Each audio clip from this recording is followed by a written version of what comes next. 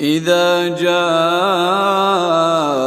المنافقون قالوا نشهد إنك لرسول الله والله يعلم إنك لرسول والله يشهد إن المنافقين لكاذبون.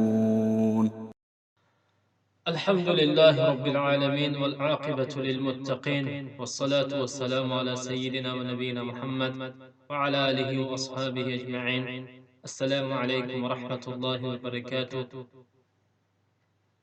از صفاتهای منافقین دویمین صفات را بیان خواهیم کرد.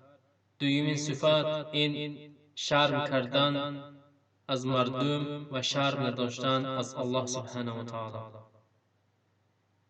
این است علامت منافقان. این بزرگترین علامت منافق است که الله سبحانه و تعالی خبر داد در سوره نساء میگوید استخفون من الناس ولا یستخفون من الله وهو معهم اذ یبیتون ما لا یرضى من القول وكان الله بما یعملون محیطا.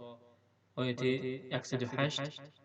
الله در این آیت خبر داده میگوید آنها یعنی آن منافق ها از مردم پنهان می‌دارند اما از الله پنهان نمی‌دارند و او به ایشان است هنگامی که در نشست‌های شبانه سخنی را که الله تعالی نپسندد تدبیر می‌کنند و الله سبحانه و تعالی به آنچه انجام می‌دهند احاطه دارد.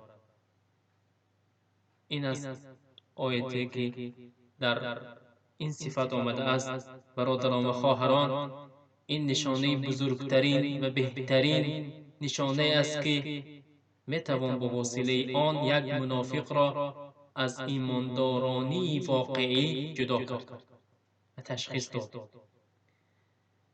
منافقی که در پیش چشم مردم مرتکب گناه نمی شود اما در تنهایی مرتکب گناه می شود. خداوند بزرگ را به یگان حساب نمیگیرد. از او شرم نداشته گناهی میکند در تنهایی.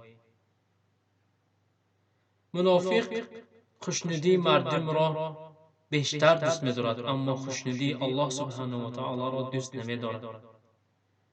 همه این سخنها به شرح این آیت است که باید ما این سخن الله سبحانه و تعالی را با قلب خود قبول کنیم.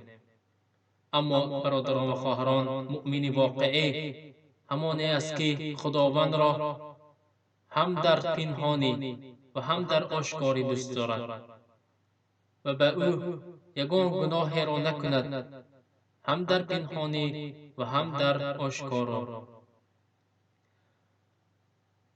بنابراین برادران و خواهران، هر یکی ما با دقت باشیم و هیچ وقت گناه نکنیم و از الله سبحانه و تعالی میپرسم که اگر ما را از این صفت منافقی دور گرداند. و صلی الله علی نبینا محمد و علی آله و اصحابه اجمعین.